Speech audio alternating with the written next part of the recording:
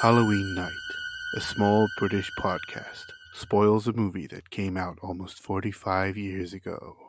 He's on his way. He came home. He's gone. He's gone from here. The evil is gone. This is Diabolical, a comedy podcast where four long-suffering friends dissect film's spookiest schemes, then scare Pete to improve them. I'm your host Gaz, and this week's terrifying episode has us taking on John Carpenter's seminal Halloween. So, Peril Pals, iron your smartest boiler seat and pull on your favourite mask, because it's Tuesday! You know what that means! Let's get diabolical!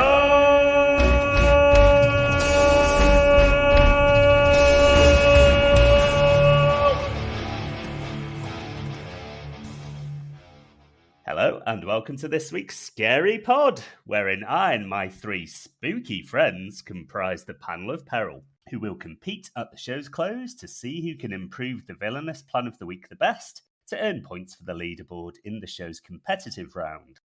But first, if you would introduce yourselves and tell me what's the best trick you have ever played on somebody. Well, let's just go alphabetical. Well, as I'm the Cinemaster, I come after Ben. All right. Yeah. True. You all come after Ben. Or sometimes not at all. No. My sexual techniques guarantee the male orgasm. Hi, Ben here. And I've got two examples of tricks that probably demonstrate the extremes of my personality. The first is that I told my folks that I wouldn't be home for Christmas the year I moved to Japan. Then I walked through the door on Christmas Eve, which must have been a lovely surprise for them. Ah. I can imagine your mum's reaction, yeah. And then the second is when I fooled a friend of ours, who I shall not name, into drinking piss by telling him it was vodka and Red Bull.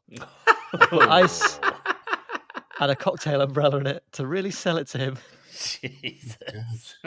That's a hell of a trick. You are a lovely friend. You really But are. that was in revenge. I won't explain the whole story. Oh, revenge is fine. But it was a revenge trick. Everything's fair in love and war, isn't it? So, ooh, the Cinemaster here. Hello.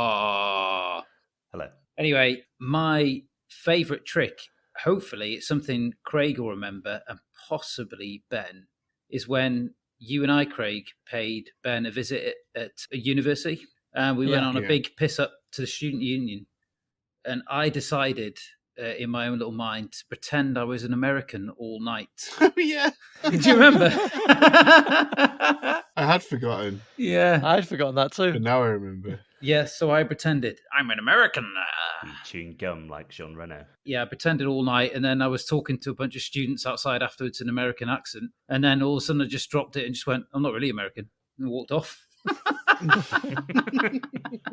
Those quiche up students didn't know what hit Quiche up students. King Quiche yourself there. them. I was full to the brim on quiche. Can't get quiche for love nor money out here. Can you not? They're a rarity, let's put it that way. Yeah. Craig here, a.k.a. as the ghost of Countertacula. And the greatest trick I ever pulled was convincing the world that the devil doesn't exist. Wow. That did cross my mind as well. Racked my brains, and I can't think of a single trick I've ever pulled on anybody. I'm very seldom naughty. Just nice. You've definitely pulled a trick. I've turned a trick. You've tried to lie to get in the cinema Oh, yeah. when you were 12, get yourself into 13s. It's not really a trick, though, is it? Especially if you don't pull it off. And my own trick is similar to Ben's in that it was a revenge trick. Not really a trick, really, but it was the only thing that I could think of once I set the opening question, which is in university, my former housemates, screwed him out of a load of money and possessions, but he still had the house key. So one night we went into the house and fucking trashed it. Oh my word, it was carnage. Oh, man.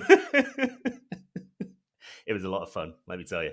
Is that tantamount to admission of criminal liability? It could be. This is 20 years ago now. I think the statute of limitations. Yeah. And there we I'm not have sure it. if that counts in the UK, does it? I'm not sure. No, I don't think it does. They have to find me first. Yeah. Fucking pigs. Jesus, this took a turn. Moving on swiftly.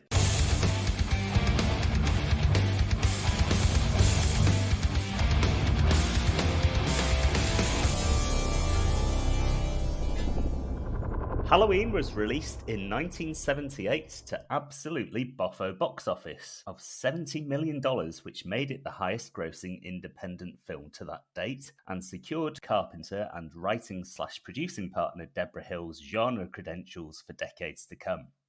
The tale of Michael Myers, a young boy constituted of pure evil, was inspired by a young carpenter's visit to a mental health facility in which he was met by the eyes of a killer who looked straight through him, chilling him to his very core. Myers' murderous condition first manifests as a 6-year-old as he kills his sister before being locked away for 15 years under the care of one Dr. Samuel Loomis. Upon his escape, Michael makes his way back to his hometown of Haddonfield, killing anybody who gets in his way, mainly babysitters. A stone-cold classic, not just of horror, but of cinema full stop, Halloween set the gold standard for slasher films with its great characterizations, chilling and iconic villain, great scares, instantly recognizable score, and legendary turns from Jamie Lee Curtis as final girl Laurie Strode and Donald Pleasance as Loomis. But what did you think of it then? Let's begin with the Cinemaster.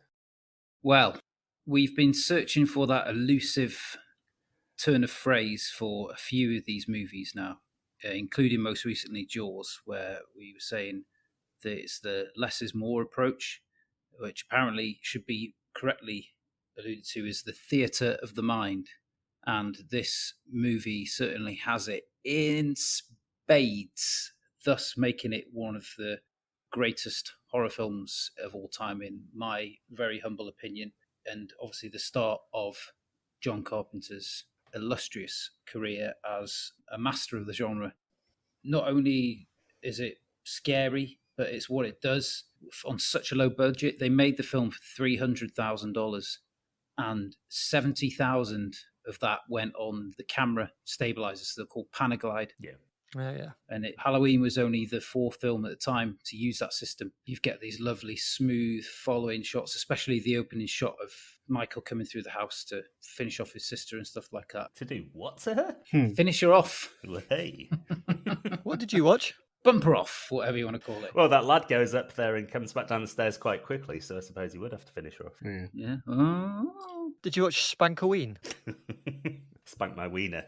It's several stages removed as a pun, but you know. But yeah, because of that, obviously they heavily invested a massive part of their budget on that, but it shows the film feels a lot more classy than the budget suggests. And then the people working on it all knew each other, so it was like a big family-run sort of movie as well. Lots of them were friends from college. Some of them were married or going out. And my respect and admiration for John Carpenter and all the people involved in this film is endless. Hallow Cream. That's another one. Hallow Cream. Oh, yeah, that's a good one. Well, since he's hallow creamed all over the microphone, let's hear from Craig. And not for the first time. Well, in your opening, you described it as seminal, and it sure is seminal and fluid. It's a very horny film. Not only is it one of the best horror films, it's really kind of seminal in the truest sense. It's kind of the blueprint and the archetype. You know, Scream was referencing the slasher genre as a whole, but I think so many of those tropes originated in Halloween. And it's just pulled off so well. One of the greatest triumphs of it is the William Shatner mask. Yeah. Because the Shape as a horror character is scarier to me than any other, you know, Jason, Freddy, any of those guys, because that face is so close to being human, but it's just off. It's that uncanny valley feel that you get with some CGI, and obviously the eyes are just empty. In later remakes, you can see his eyes and kind of ruins the effect. But because of that, because the Shape is this almost unknowable presence, it gives the whole proceeding a an atmosphere that you don't get with a lot of these slasher films of like, genuine dread. The other thing that I really love about it is Loomis, that they have this story where you know that he's pursuing him. It's almost like a B plot, which is another thing you don't tend to get with films in this genre. And that whole story is really compelling as well, and it's played really well. So it's right up there for me. And the cast as a whole, brilliant, but Jamie Lee Curtis in particular is like magnetic in this. Like every time she's on screen, you're drawn to what she's doing. It's a star-making turn, isn't it? Yeah, completely. Undeniably. Yeah. And people call her a Nepo baby these days. What a bunch of idiots. Fools. Damn hell ass fools. Well, she was given the role as an homage to Hitchcock, right? Yeah, that Carpenter and Deborah Hill were aware. Yeah, it was the producer, wasn't it? Erwin, is it? Yablans. Yablans, yeah. He didn't know who she was, and then when he found out she was the daughter of Tony Curtis and Janet Leigh, then he was like, right, she's in. That was it. So, it helped her. Yeah, absolutely, undeniably, yeah. but there's no way she's coasted off that. No. She had other roles before this, but this was a big break, wasn't it? Yeah. I mean, she's at bags of talent. Okay, Ben, if you would finish us with your thoughts. Well, we've watched quite a few horror films for this podcast, mostly thanks to you, Gaz. And I'd say this one could stand toe-to-toe with any of them. Carpenter gives a masterclass in that less is more, or theatre of the mind, as the Cinemaster pointed out. And he uses the POV shots to make us feel like we're close to Mike Myers, even though we don't see him, which, at times with that kind of less is more, sometimes you do want just a little bit more, but because you're seeing through his eyes quite a bit, you feel like you're there. The POV through the mask when he's a kid is incredible. Yeah. That's amazing. Mm-hmm. And then, like you said, the strong performances throughout. I'd say Linda's probably the least convincing, but in fairness, she has like the worst dialogue to deliver. Totally. Yeah. And then I don't think anyone's mentioned it so far, but the score is incredible. It's so effective at ramping up the tension that it even makes scenes where the girls are walking down the street in broad daylight feel scary. Yeah. It's crazy. And this is a personal thing, but my only niggle is some of the pacing. I know Carpenter's building the tension, but I'd prefer a tighter first act, just so we get to the faster paced second and third acts a bit quicker. Oh, that's the bit I like. I like the fact that it's cranking up, and you're thinking, sort of, if you hadn't seen the film before and you weren't exactly sure what's going to go on, you kind of think this is the tension with when he's stalking Annie and stuff. It's just going. And it's like any moment, there's probably about 24 points where you think he'd probably pop out now and do it. Nope. Yeah. And then every time. I'm just a bit impatient, I guess. Yeah. But overall, I give it forget the trick. This film is a real treat out of 5. Oh, very nicely good. Done. Very sharp. Hacky as fuck. That's a gimmick at best. My own thoughts on Halloween are that it is nailed on 5 out of 5 classic, just as I said about Jaws.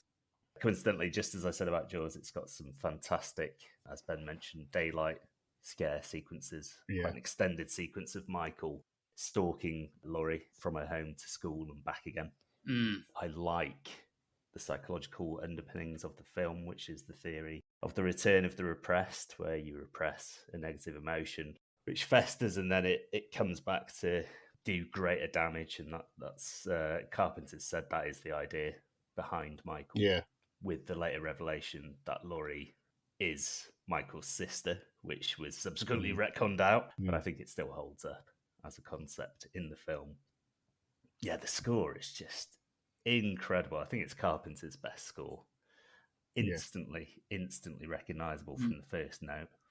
And it's great in the recent trilogy that he came back with his son Cody to iterate on that theme in different ways in each of the 3 new films. And it's so good. Everything about this film is iconic. The mask, the boiler suit, the location, Haddonfield, is instantly recognizable.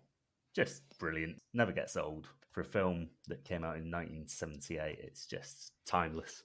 Yeah. The opening credits too.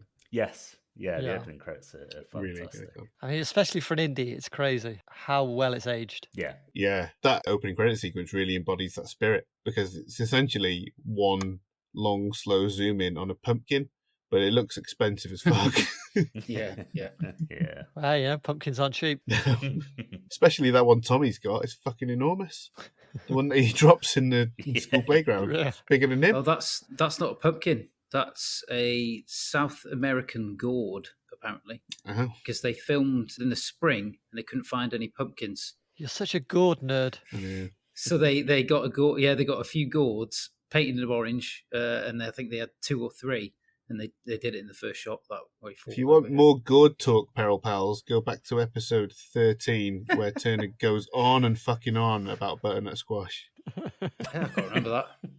Or you could also listen to Turner's spin-off podcast, Going for Gourd. Whose? Beg your pardon. Whose opinions is that? Oh, you handsome man. He's a cinemaster. Both of you. Oh, I'm so shit, did I? sorry. You've got the shapely visage of a South American gourd, or whatever it was. I'll accept that. Yeah, that's good. Just another thing that I really like is Donald Pleasance as Loomis. Mm-hmm. Yeah. In this film, you kind of get the hints that he's not quite right in the head either because he's so obsessed with Michael. And later on, that leads him into his own kind of madness. But just the little bits in this one, like him scaring Lonnie and the other kids outside the house and having a cheeky little smile on his face. Yeah. For a guy who was quite dismissive of the first film, who changed his tune when it was a big hit, I think he gives a great performance, Donald Pleasance. Yeah, it's understated, isn't it? He was doing it very much. I think his agent booked him for it, and then he wasn't very happy, and apparently he was drinking on the set quite a bit as well. So he wasn't best pleased. Yeah. Well, it was offered to Christopher Lee first, and he turned it Yeah. down. Oh, wow. And he said that's the greatest regret of his career, turning down Halloween. Wow. Yeah. I Right. can imagine. Yeah, and this is coming from a bloke who was a Sith Lord and Saruman. He's done everything, hasn't he? And Dracula. Would have been very different with Christopher Lee, the character. Yeah. Just physically, that tall, thin. Yeah. He can't help but look imposing, can he? Yeah. Although he is thin, you wouldn't start a fight with Christopher Lee. No. He'd fuck you up. Yeah. He's got the range. You know, Lord Summerisle. Yeah. You're not messing with him. Yeah, I think his Loomis maybe would have been too much like... You would have felt safe knowing that he was on the case. Yeah. Whereas Pleasance, he's like a pudgy little cute doughboy. Little fucking pop and fresh.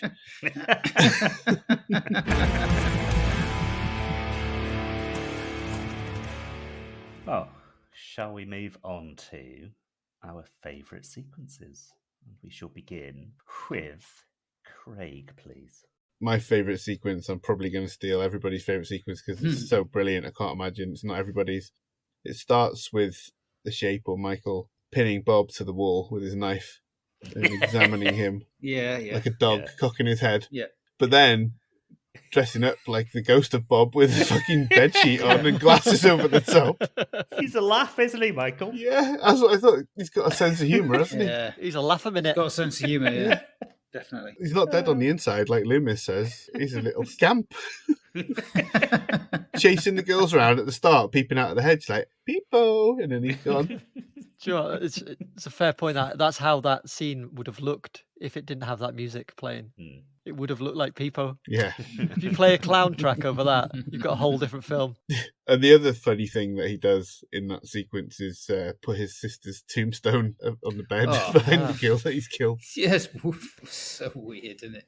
It's also funny that Loomis is going to see the grave and then they get to the desecrated grave with the tombstone missing and they have to look up to check whose grave it is. You're like, well, it's obviously his sister's. Come on. It's going to be her. I wonder whose grave this is. Oh, wait a minute. Oh, it is hers. Ooh, it's just a coincidence. Don't worry about it. It's just another dickhead's grave. Don't worry about it. Okay, let's see what Ben's favourite sequence was. Well, as Craig rightly predicted, that was one that was top of my list. I also love the opening. Yeah. Just a complete opposite to last week's movie, The Green Lantern, where you get this heavy exposition dump. This just tells you everything you need to do. but you don't feel like it's being forced on you. It sets the scene for the movie really perfectly. It's a fantastic opening, and as Craig mentioned earlier again, when the mask goes on, Yeah. and you're seeing through the camera with those two eye holes, it's just great. The only thing I would say about that is the screams of the girl are a bit subdued for someone being stabbed up. Michael. Ow, ow. Like he's getting her with a pin instead. Well, when somebody's stabbed, they don't scream, they don't cry out. The air goes out of their body. Oh, is that Christopher Lee giving the consultant advice? Yeah, that's what happened. You know that first opening shot and he picks up the mask, puts it on, it goes over the lens. That was there because the film in the camera was a much shorter film than is normally used in these new Panavision, Panaglide camera things. So it's like 4 minutes and 26 seconds or something like that. So they tried to get it all in one shot, but they couldn't. So they decided when we need a cut point, and it'll be at that point they pick up the mask, put it on the camera, and that was the cut point for putting in a new film. So they say necessity is the mother of invention, and that is just great. It's lovely, isn't it? Yeah. Okay, then, Cinemaster, if you would be so kind. Well, I've got one that is, it's my favourite bit, and it's where just before he slashes at Laurie for the first time on her shoulder, and he stood in that doorway, and then you just get the lighting on his face, and I was like, oh my God, so good. Yeah, and it is every time I see the movie, I'm just like, it should have won an Oscar for that alone. Good stuff. And because I figured those 2 sequences or 3 sequences, no, let's say 2 sequences. I didn't bank on Cinemaster's choice, but Ben and Craig's I banked on. So I've gone for the Smith's Grove sequence at the start with Loomis and the nurse driving to take Michael to a different asylum. Just the gradual build-up of it. You can't see anything outside the car, and then you see some other inmates wandering around where they shouldn't. Almost like zombies, isn't it? Yeah. And there's a reprise of that in Halloween 2018. It was like Night of the Living Dead. Yeah, it is. Yeah, quite Night of the Living Dead-ish. Very much. And then you see Michael's feet jump over the top of the car when Loomis comes out, and the hand on the side of the window, and it builds and it builds and it builds. And then, of course, you find out that during his 15 years being incarcerated, Michael has learned how to drive, and he drives himself amazing. away. I know, Nice it's incredible, isn't it? You might be mad, but you can still drive. It's left foot chunky chicken. Tell you what, judging by the driving standards today, Michael Myers would probably be a welcome addition to the UK's roads. Yes. Ooh, satire. Doff my fedora to him. It's an automatic, isn't it? American cars are just go-karts, aren't they? Yeah, to drive, once you put it in D, you literally just have to not brake, and then it just moves. Yeah, you got the creep, haven't you? He's creeping all the way to Haddonfield. Gas brake, gas brake, gas brake. Gas brake, honk. Honk, honk, gas. Gas punch. Honk, honk, honk. Well then, if we swiftly move along to our favourite lines in the movie. And let's begin with Ben. Line that made me chuckle was just after Annie has spilt butter down herself and she immediately strips off. She's been a hell of a lot of butter. She's in the laundry room and then she gets closed in and she's calling for the little girl who's called Lindsay, I think. She's good. Yeah. Lindsay! Lindsay! With a bit of vibrato in her voice. It's brilliant. Like bloody Renee's mother and Hello, Hello. Renee! I was thinking more like Richard O'Brien calling for Mumsy. Well, next, if we go for Craig. Mine is a small exchange. Tommy telling Laurie that he has seen the boogeyman, and Laurie says, okay, what did he look like? And Tommy says, the boogeyman. And he does, doesn't he, Michael? Yeah, the shape, he looks like the boogeyman. He does. Can imprint anything onto that lack of face that he has. I love that they ripped the sideburns and eyebrows off that mask. Yeah. Yeah, great. I should look it up on Google. I'd love to see the original mask, see what it looked like to begin with. It does look a bit different. Yeah, it is quite different. Yeah. Do you reckon it was a big seller, a James T. Kirk mask? It must have sold a bit, I guess. Yeah. But they obviously adapted it quite nicely, didn't they? So the actor kept putting it in his pocket while they were filming, and it kind of got worn and stuff. And when they did the sequel, they thought they'd never be using it again, so they let the actor, it's a different actor in the sequel, they let him keep it. And then when they went to make another movie featuring the shape and they didn't have the mask anymore, they couldn't get it anymore, and they regretted that decision. There you go. Yeah, they messed with his hair as well, didn't they, a bit? Yeah, they Yeah. sprayed it, didn't they? Sprayed his hair black, Yeah. yeah. They yassified it. But the Shatner mask isn't that much different, to be fair. No. Well then, Cinemaster, would you be so good? My favourite line is a real B-movie line from Sam Loomis when he realises Michael's done a runner. He says, "He's gone! He's gone from here! The evil is gone!" Yeah. It's like, oh.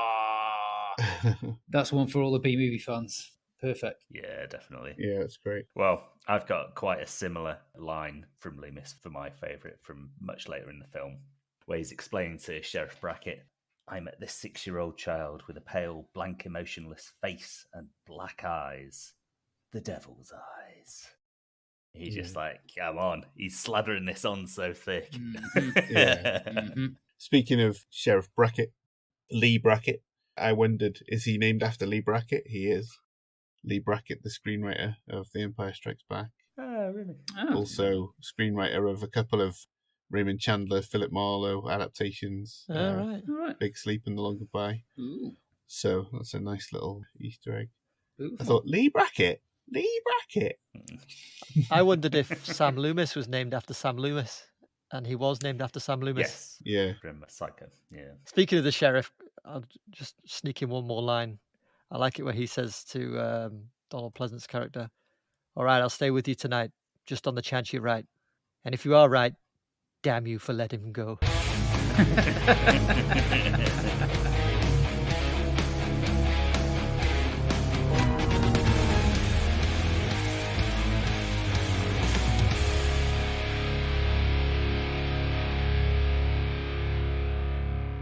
In Halloween, Michael Myers escapes from Smith's Grove Sanitarium and drives himself home. Don't know when he learnt to drive, but there we are. Once there, he gives a ruddy good stabbing to anybody foolish enough to get in his way as he presumably tries to make his way to his childhood home as seen in the film's opening sequence. But how did the panel rate Michael's scheme, be that on a broccoli-based scale or otherwise? Let's speak to the Cinemaster first. I don't know whether he has a plan. I don't know how well he's planned the escape. It seems to be very opportunistic. And then his motives really aren't really clear what he wants to do. He just he's stolen the headstone, you know that, and then he lays it out. And it's never really clear what his actual plan is. So I'm going to give it an inaugural 2 pumpkins out of 5 spooky rating per plot. Oh. A competing bloody vegetable system, eh? Just for Halloween films. Well then, Craig, what vegetable or fruit-based system are you going to score this plan on? South American squash? Don't know.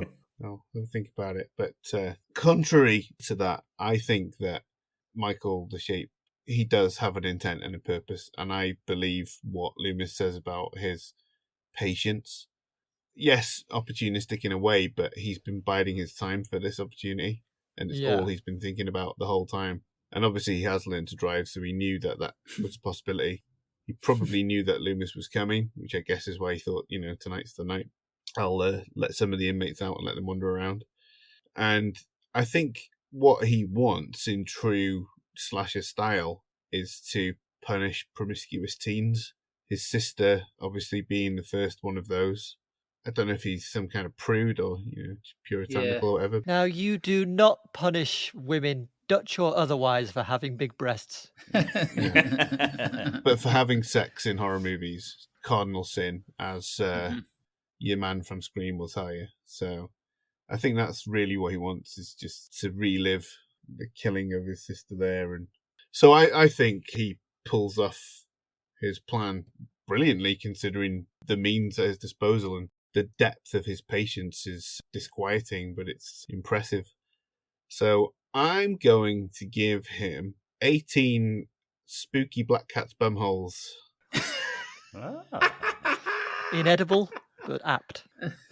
Well, you say inedible, but Yeah. Have you ever tried? if you were living as a Roman noble, you would have left a bag of cat's arseholes while you're watching a gladiator being slain. Like medieval licorice all sorts. Very Moorish. Maybe that could be a thing on I'm a Celebrity, Get Me Out of Here next season. Yeah. Cats bemoles. Next time it's lockdown and they can't go abroad, just round up a load of strays. And Ben, with your original rating system. My thoughts are more closely aligned with what Craig said. I think he's been planning and planning. He knew exactly what he wanted to do, where he wanted to go, and he's had it in the bank for years, potentially. Everything about it seems quite cold and calculated. For me, I thought his murders were some kind of representation of the death of innocence, both on the little boy's part and with the teenagers making sweet, sweet love. So I'm going to give him a very cold, a very calculating, a slightly orange tinged 12 florets of broccoli. I say. I think he is a devious motherfucker. That's right at the top echelons of the devious plots, isn't it? Yeah. And he almost gets away with it. He'd have got top ranking if he'd have managed to finish off Laurie. Yeah. And maybe he does in my plan. If your plan is just the same, all the events of the movie are the same, but he just kills Laurie and he just does because he does. I swear to God. It's not that far off, to be fair. Yeah. Mine neither. I swear to God. I'd go along with what Craig and Ben, and to an extent what the Cinemaster has said too. I think he's just a blunt force object, but with the cunning of, say, a cat at the same time. Are you saying he's a serial killer James Bond? Yes, I am. Yeah. He's a blood object, yeah. Except where James Bond eats caviar and drinks champagne, Michael eats a dog and drinks its blood. Yeah. Wears a boiler suit. Yeah, instead of a tuxedo. But the parallels are there otherwise. Instead of a small lady's pistol, it's a big bread knife. Instead of no mask, a William Shatner mask. Yeah. Yeah, so my issue with Michael's plan is that he's a blunt force object, just basically smashing his way through it, not being particularly sneaky about things, just standing by people in broad daylight, appearing at school classrooms during class time, which, yeah, that's a bit dodgy. But when it comes to the actual killing parts of his plans, he's a bit too theatrical. He's not as practical about things as perhaps he could be to ensure he gets the job finished. Yeah, I think he's savouring it though, isn't he? Like a lot of these killers do. They like to savour the moment rather than be like an assassin. You've thought about that, haven't you? Well. Oh yeah. my God. This is my design. He's been on a boat for a few weeks, folks.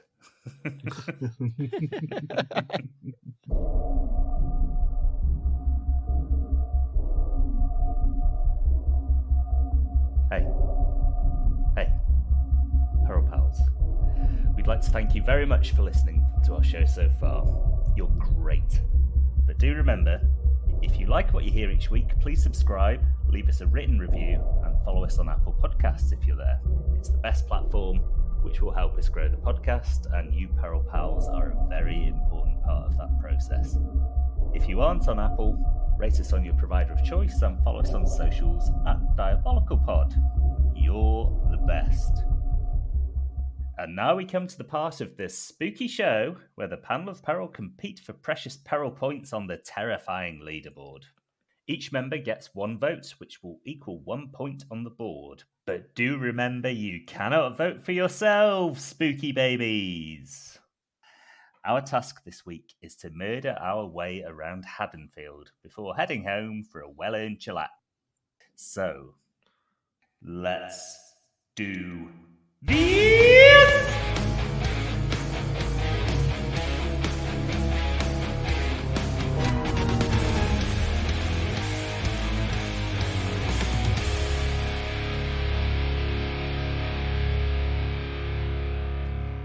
We'll begin with the Cinemaster.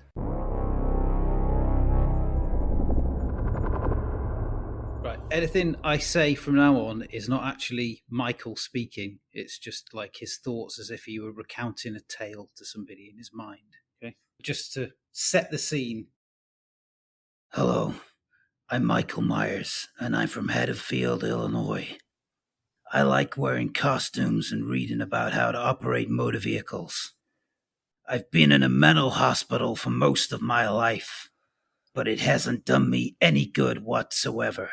And yet I'm a criminal. I killed my sister when I was younger because supposedly I had some kind of weird sexual fantasy or inadequacy, even though my genitals were as pink and hairless as a Richmond sausage. I digress. That Laurie is nice, but unfortunately, she's done the one thing that I don't like, which is notice me. Even though I'm not hidden well at all, doesn't matter. Time for another disguise. I use the sheet that I pretended to be a ghost. Find myself a bucket and go across the street and knock on the door, posing as a trick-or-treater. Laurie and the kids peek through the blinds, expecting perhaps the boogeyman, but see a little kid with a bucket all on his own trick-or-treating. You see, I've bent down on my knees so I look short, and the sheet is covering my legs. Laurie panics, thinking another kid is on their own. She opens the door to rush me inside, and I drive my knife straight through her leg, severing tendons. She collapses. I'm inside and slam the door closed. The kids are peeing their pants in the corner, too terrified to move. I'll get to them. Laurie is crawling away from me as I draw another knife and bury it between her shoulder blades, piercing her chest and impaling her to the floor. I'm all set. Just a little shits to go. Later on, I stroll back across the street, grab the keys to Annie's car, and head home after a hard night's work. Was that Krusty the Clown? It's a mix of Krusty and Christian Bale's Batman voice. Very good. Batman, yeah. So Michael, when he thinks to himself, says, "Hello, I'm Michael." Well, he's mad. No, he's regaling you with a story. I was portraying him as the character. Okay. I think the going on his knees thing is probably something that Michael would do. Yeah. He'd put like the shoes on his feet Right. and everything. Totally. And, I think I'd lined up the question, how tall is this trick-or-treater? And then you solved it. Yeah, You solved it with one line. I knew, yeah. As I was going along, obviously, I was trying to think, what are they going to catch me on? What are they going to catch me on? So. That is very effective. Well, let me find out. How tall is Michael Myers? And he is He's like 6'5", something like that. 6'6". 6'9". 6'9". Holy cow. Although embodied by Tony Moran in the 1978 classic, the original Michael Myers height was precisely 6 foot. So let's say a 6 foot man on his Say knees, you can knock a foot off Down him. to 3. So 5 foot. passing as a child Yeah. in the same way that Jeanette Cranky passes for a child. Convincingly so. Thank you very much. Exactly. No questions asked. I know. I like it. Is something that Michael would do, as we explored earlier. His cheeky character. Well, he's already done it, so prankster. yeah, it makes sense. You just that's it. keep it on. He'd be a YouTube prankster now, wouldn't he? If he was around today, Yeah. instead of a serial killer. Yeah, just murdering people on TikTok. Anyway, what other questions do you have for me? It's pretty foolproof. What about the other babysitters? They're the ones that are already dead because he's already used that sheet to do all that. Right. I've taken up okay. to that point. He's done all that. Yeah, that's right. I thought it was. Yeah, that's very good. Mm. I think it's genius. Is it simplicity? Then let us move on to Craig's plan.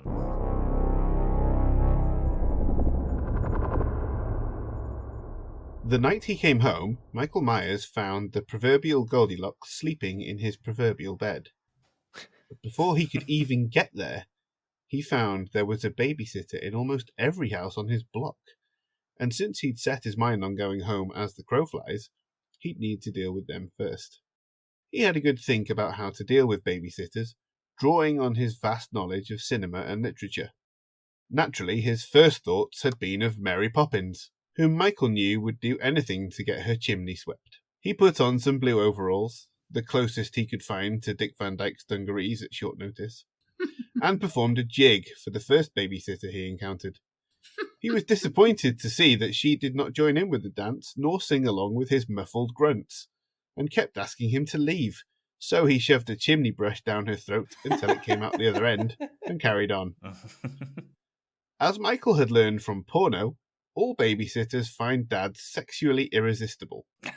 Michael had stolen himself a mask of a handsome man, Captain Kirk, which he made even more attractive by removing the eyebrows and sideburns. Unfortunately, he was saddened to discover the next two babysitters he met were barely turned on at all, screaming and running away, and his arms got tired from choking them to death. Eventually, his mind turned to Marilyn Monroe in Don't Bother to Knock, and he recalled the truth that all babysitters secretly want to kill their young charges. And so it was that Michael spent the rest of Halloween night tricking teenage girls into killing the children they were meant to be watching. He went around gathering all the candy he could and giving it to the children so that they were high on sugar and ready to court death. He then had them bust in on necking couples, place purses in microwave ovens, flush marijuana down toilets, and generally push their minders to the brink. Then he would encourage them into precarious situations, bathing with radios near the water, leaning from windows or the tops of stairs. Inevitably, accidents happened. The children were slaughtered, and the babysitters carted off to the loony bin, protesting that William Shatner made them do it. When his work was finished, Michael sat at a desk near his favourite window and began the first draft of what would become 1987's Adventures in Babysitting. Somewhat inspired by Halloween Ends. Get the babysitters to kill the kids. Yeah, that's a good plan. I like that. Been two very solid plans so far. Just remind me, how does he convince the babysitters to kill? Well, they want to. That's what he knows from having seen the Marilyn Monroe movie, Don't Bother to Knock, in which she wants to push the kid she's sitting out the window when the guy is around, and she would rather be courting than child-minding. So he knows it's a universal truth that all babysitters, they just inside, they want to kill the child that they're looking after. And so what he does is he gives the children lots of Halloween candy, and that just ramps up their shittiness. Oh, they're awful kids. Oh, God. And then he just makes sure that they're all in situations where killing them would be very easy. Like, one of them's in a bath with the radio plugged in very near. And, you know, when he's splashing around going, I want cake in the bath and I want a cigar. And the babysitter comes in and she's just like, oh, fuck this. And she just pushes the radio in. And that's that. Do you think it sort of lessens the pleasure for him, though? Because obviously he takes pleasure from the killings himself. He's sitting in the corner watching her. This is brilliant. Yeah. So you still think he'd take pleasure from the killings, even though he's no longer gutting them or whatever? Yeah, he's still the architect of it all. It's still his design. And he's reveling in the fact that not only is he getting to orchestrate these murders, he's also seeing other people get blamed for them and get carted off to the quote-unquote loony bin, which is where he went. So there's just levels of pleasure. So he's like a Charles Manson type. Yeah, yeah. He thinks it's very, very funny. I see Annie.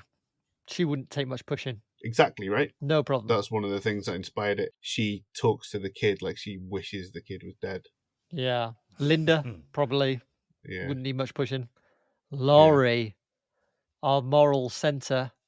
Yeah, she'd need a bit, but that's why you have to give the kids all the sugar, because those kids are reasonably well behaved. Like when they see the boogeyman at the window and she tells them to sit down and be quiet, they just do it.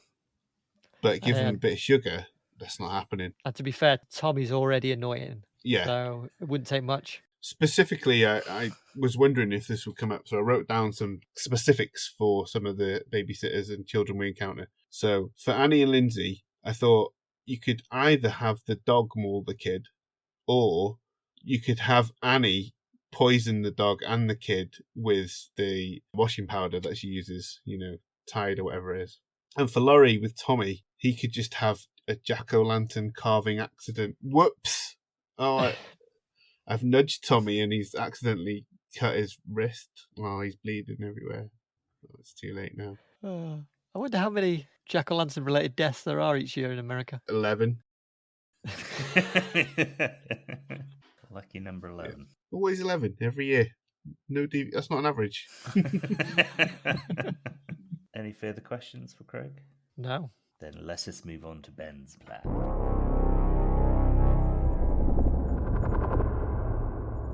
Michael Myers lumbers down Main Street like Herman Munster, his heavy footsteps echoing through the quiet streets. Clomp, clomp, clomp. It doesn't take long to steal the knives, ropes, and white expressionless mask from the hardware store. As he leaves, his eyes peeled for a tasty stray dog to eat, he notices Big Al's Sports Emporium across the street. A pair of Asics Onutska Tiger Montreal 2s, white with blue and red trim, spin on a plate in the window. He must have them. He breaks in as effortlessly as he did the hardware store, and in moments is wiggling his toes inside a size of pair 11s. What comfort! What style! A shoe of undeniable quality. He leaves the Emporium and finds himself walking at a significantly higher speed than earlier. Those clumpy boots were more of an encumbrance than he'd realised. Further down the street, his attention is caught by a TV in the window of Sloppy Steve's Discount Electronics. The Mike Douglas show is playing, and there's a high-energy fitness guru with a head of hair that defies gravity and an outfit that would make Elton John blush. Michael begins to copy the aerobic exercises he sees on screen. He feels his body begin to loosen significantly. On his way home, moving faster and more fluidly than ever, he decides to incorporate the simple stretches into his daily routine. The next day plays out in a similar way as in the movie. He stalks the girls and begins to kill them one by one. Only now, thanks to his sporty new sneakers and loosened muscles, he is able to move significantly faster. This allows him to get the job done in record time. He springs up from the ground quicker, he slashes with the knife quicker, he even crosses rooms in half the time it took previously. He really has become an efficient killer. Like a special forces killer, essentially. Well, he was just moving a bit slowly for my tastes. Got a bit of extra kit. Yeah. Done a bit of extra training. Yeah, exactly. He moves deliberately when people can see him, but when he hides behind that hedge, he's gone, isn't he? He's pegged it. That's what he wants to Easy, be. yeah, lightning. Yeah, if the camera had been there, you would have just seen him running really awkwardly, like Bill Murray in Rushmore.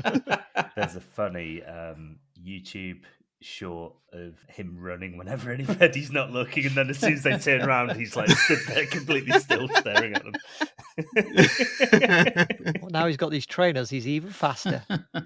So is your supposition that the reason Michael fails to kill Laurie when she's hiding in the wardrobe closet thingy is that he's too slow? He's just too slow for, in general. He gets up and he's creeping over. He does successfully kill everybody but her. Yeah. So yeah, I think if he moved a bit quicker, he'd have got her. He would have made it to her sooner, taking her more by surprise. Yeah, but what he lacks in agility, he makes up for in longevity, doesn't he? So he's hard to kill, isn't he? Yeah. Well, imagine he's got the agility and the longevity. Yeah. Woo! Yeah, I see what you've been doing there. Yeah. That's a saucy proposition. Yes.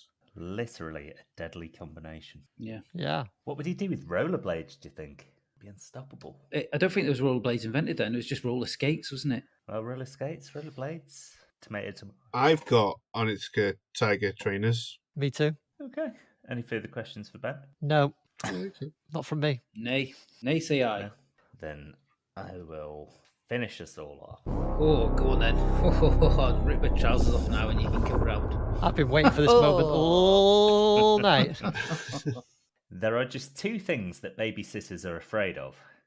Firstly, the inevitable, ever-approaching march of time upon both their own and the children they sit upon's bodies, always inching them closer to decrepitude and irrelevance. And secondly, foreigners. Dirty little foreigners. Stealing their babysitting jobs and not speaking the English. What they are not afraid of is one Michael Myers. Not afraid of his boiler suit, not afraid of his mask, not afraid of his knife. No. What Michael needs is to go maskless, showing off his nasty shiner and luscious blowjob lips.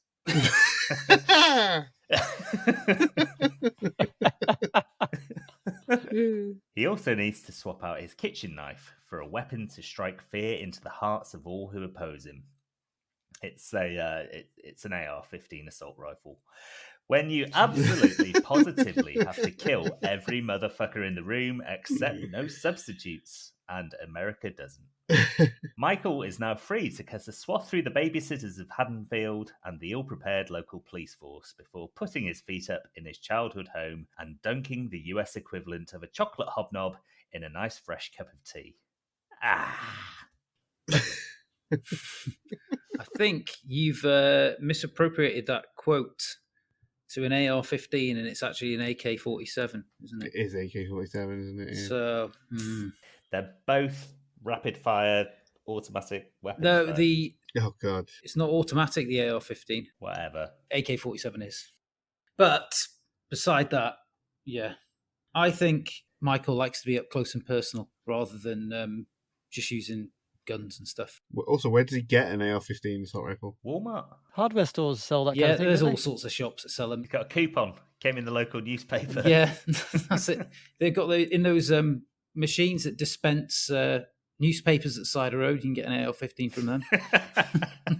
I thought it was a weird decision to show his face in the movie, but I thought his eye was like that because Laurie had just stabbed him in the eye with a coat hanger. Oh yeah, that's right. Yeah, Possibly, but in terms of the actor, it's because he was in a bar fight the night before shooting. Oh, right. So they could have added the stabbing from Laurie to account for it. I think the original concept was that he'd just be like a handsome, normal-looking guy. Right. But then he turned up with a big shiner. Right. Like that version of Dr. Doom where he's not scarred. He's looks like an angel. Yeah, that's good. I hope they do that in the new one. Yeah. Yeah, that'd be great. Yeah. So the other thing about an AR-15 assault rifle versus a knife, particularly a bread knife, is that it's a lot louder, isn't it? It can be attracting a lot more police attention. Have you never tried to cut a slice of bread with an AR-15? Just whisper quiet. It's like a hot knife through butter. You shove the muzzle into a loaf and you got a silencer, but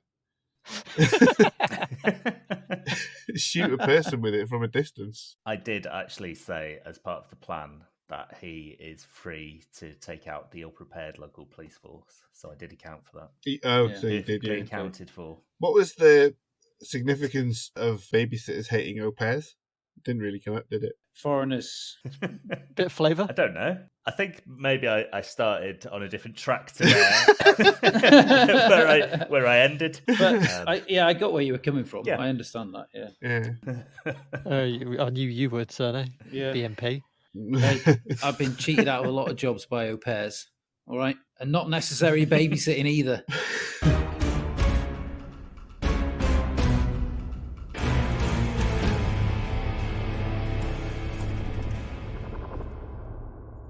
Those plans, if I'm not mistaken, were eerily diabolical, wasn't they? We had the Cinemaster's plan, wherein Michael would go on his knees and slash at Laurie from that position, taking her by surprise. Craig's plan, which supposes that all babysitters want to kill their babies / children, which would then result in them being carted off to the loony bin. Ben's plan, which was a get fit quick scheme for Michael, making him a more efficient killer. And my own scheme, which saw Michael get a gun. If we could just go alphabetical again and reveal whom we voted for. Sometimes in life, simple is best. And that's why I voted for the Cinemaster. Yes, I like my simple with a bit of twist of lemon and lime, so I've gone with Ben. Woo. Well, I like the characterization of Michael Myers as a little cheeky prankster, so I have voted for the Cinema Masters. Cinema Masters. Thank you. And I too have voted for the Cinemaster. Ooh, big week for the Huge Cinemaster. week for Cinemaster. You're all so kind. Thank you. Pushed him into the bloody lead again, hasn't it? And with that round of voting, the scores stand at in the lead with lucky 13 points is the Cinemaster. Wow. Friday the In 13th. second place with 11 points is Craig. In third place with 9 points is myself. And in last place, but gaining a point, is Ben with 7. Ooh. Yes. Lucky number 7. How many points have I got? You've got 11. 11. The same number of pumpkin-related deaths in America every year. That cannot be a coincidence. There are no coincidences in this podcast. Now then, on Twitter/X, no pun intended, what does everybody think of this week's film, Halloween? Let's read out some of the comments we received. Matt Spectro, through the Multiverse podcast, replied, I've always wondered what he would have done afterwards if he'd successfully killed Jamie Lee Curtis. But he's answered his own question there. In Halloween Resurrection, he does go back to live in his own house, only to be confronted by a kung fu kicking Busta Rhymes filming a web series reality show along with Tyra Banks, and he swiftly gets his arse handed to him. Yeah. Spoilers for Halloween Resurrection. Yes. Yeah, it's a good idea to put that after the spoiler. Craig at Wits the Script says anything John Carpenter in the horror genre is brilliant. And with the Dr. Loomis monologue about Michael, turned it from a typical slasher film into something a bit different with a supernatural element to it. Yeah, and Christine is having its 40th anniversary. Oh, it's great. Our old friend D.W. Lundberg, Nostalgia Cast, said, eschewing the stupid sequels, Michael is as blank a slate as the shark in Jaws. Emotionless, expressionless, and minus motivation. Dead eyes, like a doll's eyes. Yeah. Our friends KJ&A podcast, they say, unlike characters like Freddy Krueger or Jason Voorhees, the true nature of Michael Myers' killing spree is mysterious and elusive. His attire is simple, a blue jumpsuit, William Shatner mask and boots. He had no witty banter, only the silent appearance before he strikes. Grade A+. I don't know if you'd call a Will Shatner mask simple. They make it simple, don't they? Customize it. Customizing a mask isn't simple, is it? I don't think he's meant to have done it, is he? It's shop bought, you find out in Halloween 2, because there's someone Yeah. in an identical costume, isn't there? That Yeah, he gets Loomis fucking- plows into with his car. It just It's explodes. just like, oh, it's not him, and they just walk off. So nothing's happened. Dr. Sean Travers says, he has no motivation. That's what makes him scary, which I would agree with. Yeah, they give him he is- motivation retroactively, don't they? But yeah. Yeah. that's one. But then they also kind of wipe that away. At the same time, they play a bit of a game with it, don't they? Making you Yeah. think that there's motivation. But the fact that he Yeah. is just an empty vessel, a shape of a man, is what does make him scary, terrifying. Yeah. I don't know. If you look at that first film just on its own merits and you kind of ignore what came later, you'd say he is motivated by something to recreate his childhood or whatever it is, but to go back to that specific town, to that specific place. Yeah, he does pick there, Haddonfield of all places. So. But sometimes you just mindlessly go back to things that you know, don't you? Not as Yeah. But he Not also as a steals a conscious- tombstone. That's not that's the true. act of... Yeah. Yeah. I don't know though, because I've been pissed out of my fucking gourd and found my way home and not had any idea how I got home, and also had a tombstone in my bed. Don't know what happened. Oh, what did What a I night. do? Satsu at Chatsunami says, as a one-off villain, he was great. Despite being imposing, he managed to blend in from a distance, and that's what made him so iconic. Admittedly, that lost its luster several films later, but his debut was great. Yeah, people have mixed feelings about the sequels. I mostly like all of them a bit. Yeah. 4 particularly is a cracker, I think, Yeah. with a great ending. Oh, what an ending. I would disagree with the fact that he blends in, and I was incredulous watching the film how no one else noticed him. Yeah. Well, the picture I posted on this of him hiding behind a bit of the bush, I think shows that he doesn't blend in at all. He's a good 2 meters from it. Yeah. The Jacked Up Review Show podcast said Jason Voorhees and the Terminator had persona, unlike Michael Myers, which is kind of the opposite of what everyone else has been saying, that people like him because he's this empty shape. He's a force of nature, isn't he? Yeah. Mm-hmm.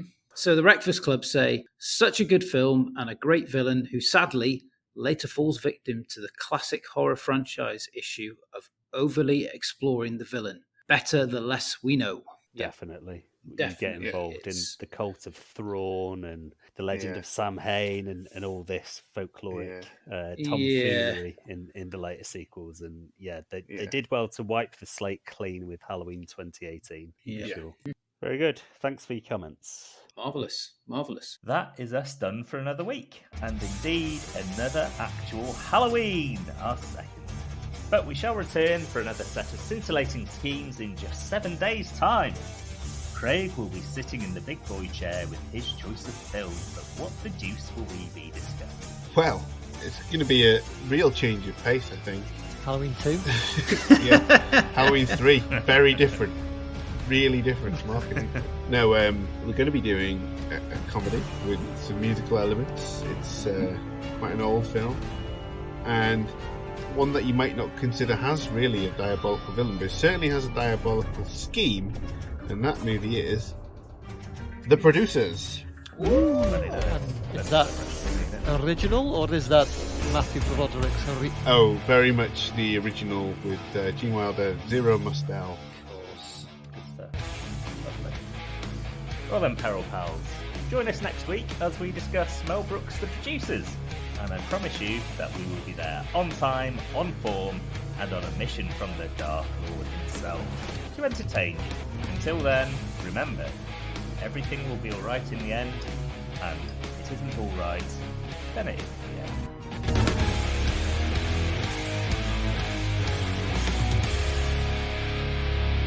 This is Halloween, this is Halloween. Pumpkins scream in the dead of night. What does the Halloween music sound like now? Because all I can hear in my head is the Exorcist music. That's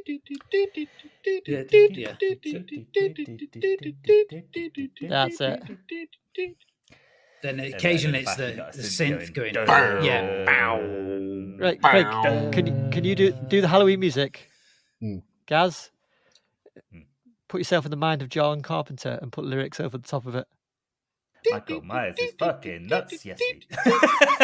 I'm Michael Myers and I'm here to say I need to put my knife away. Gonna put it in your chest. That's the place that I like it best. Craig, Halloween music, go.